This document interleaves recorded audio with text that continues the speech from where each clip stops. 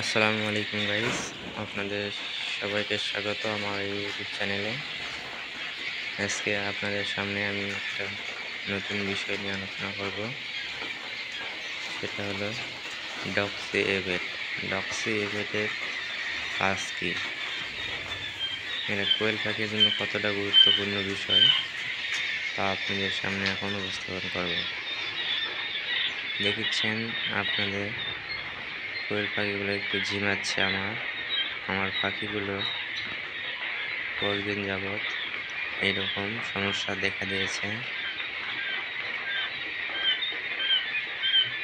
আবহাওয়া খারাপ এবং বৃষ্টি হচ্ছে, আবার গরম হচ্ছে, এই জন্য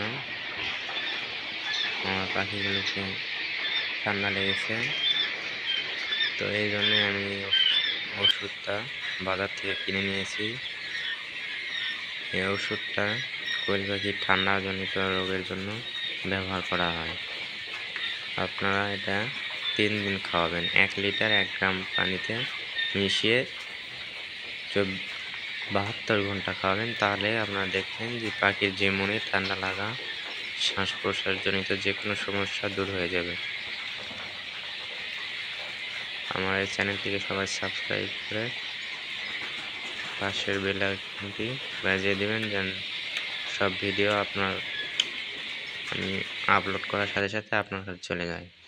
আমার ভিডিওটি দেখার জন্য সকলকে ধন্যবাদ।